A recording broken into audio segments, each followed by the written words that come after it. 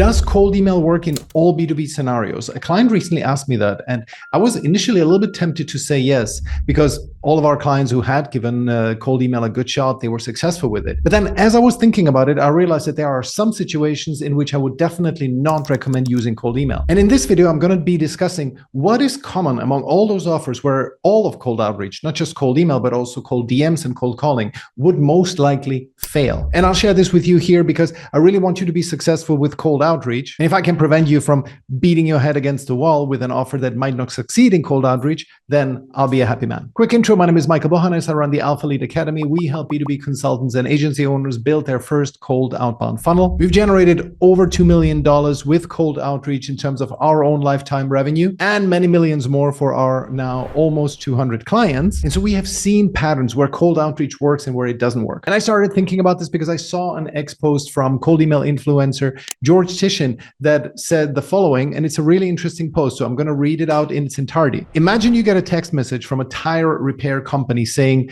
next time you'll have a flat tire, come by and we'll fix it. Would you remember this tire repair shop next time you have a flat?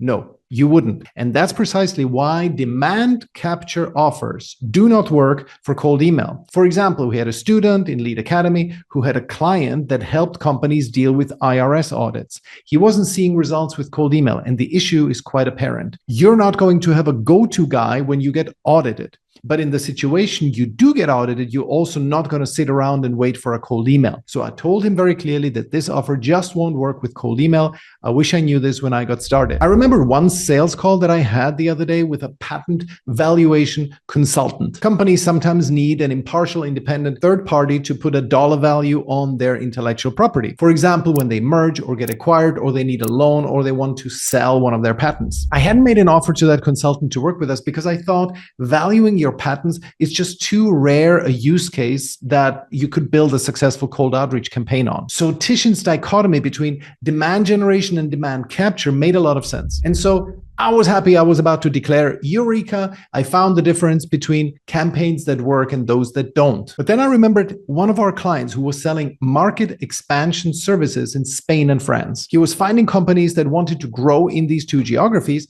and wanted to sell them fractional expansion support, lead gen and intros and so on. This sounds like something that the average company wouldn't look into that often, right? It seems like, as per George Tishin's post, that this would be demand capture. Let's say maybe 2 to 5% of companies of a certain size would be thinking about expanding to Spain and France, of all possible geographies that they could expand into, that they would be thinking about these two countries. So they seem to be a little bit similar to the patent guy. It's just too rare. Well, wrong. Our market expansion client was booking sales calls using cold email left and right. So the demand capture versus generation dichotomy did not fully explain it. And I replied to George Tishin on X with this anecdote. And he replied back saying that in reality, the market expansion offer was actually not demand capture. It was more demand generation. He said so because the people that our client approached would think, well, we always want to grow, so might as well grow in Spain and France. I didn't find that really convincing, to be honest. CEOs of multi-million-dollar businesses don't just decide on a whim to grow in Spain and France just because they receive a cold email. There must be something else behind it.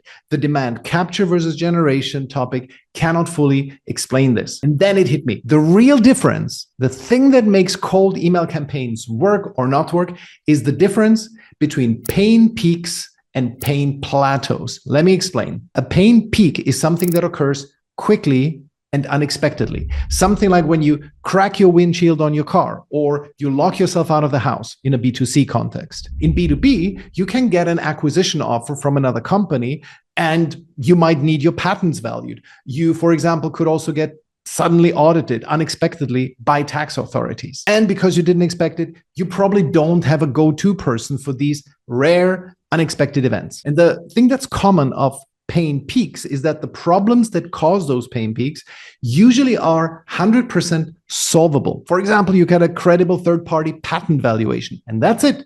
You pass the IRS audit, and that's it. Done. Solved. Pain plateaus, in contrast, they're long-lasting problems that in most cases are often not completely solvable. You can always become more efficient in your supply chain. You can always grow. You can always get better views on YouTube. You can always do better in your ads. You can always do better in your conference sales. And that is why our market expansion client was successful, because he was solving a pain plateau. Some of the companies he approached had some level of resources in Spain and or France. Either they had a local employee or a part-time resource, some consultant allocated to that geography, or there was somebody in headquarters who was allocated to this problem on a 10 to 20% basis. And while growing in Spain and France of all places is relatively rare, the good thing is that it's a pain plateau. You can always do better. It's not a thing that gets solved immediately, right? You can always get more leads, you can get more introductions, you can get somebody who's more outgoing and just,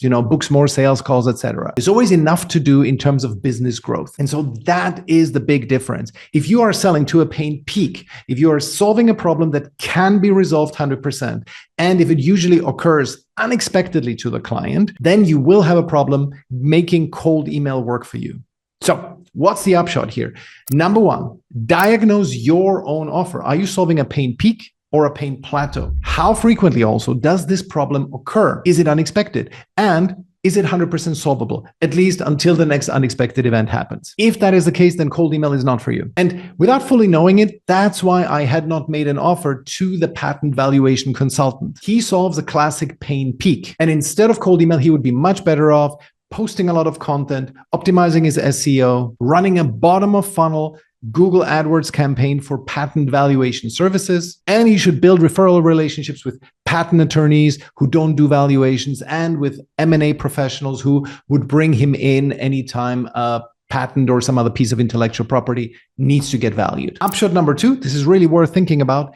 Is it possible for you to remodel your offer in such a way that you transition from pain peak to pain plateau? For example, one of our clients is a business broker. He helps business owners sell their companies and find a buyer. Not knowing how to sell your business is more of a pain peak rather than a pain plateau. But it's not a complete pain peak because, as per the definition, it is not completely unexpected. If you present your services as a consulting package that will allow the person to sell their business at a much higher valuation 2 to 3 years from now when they will want to sell, now you're covering a much wider time frame and you're solving a slightly different pain point. So if you remodel your offer from we help you sell your business to we help you set things up in such a way that you will get the best possible valuation you can when you do decide to sell your business, then you can still run cold outreach successfully. And this is also something the patent valuation consultant could do. He could change his offer from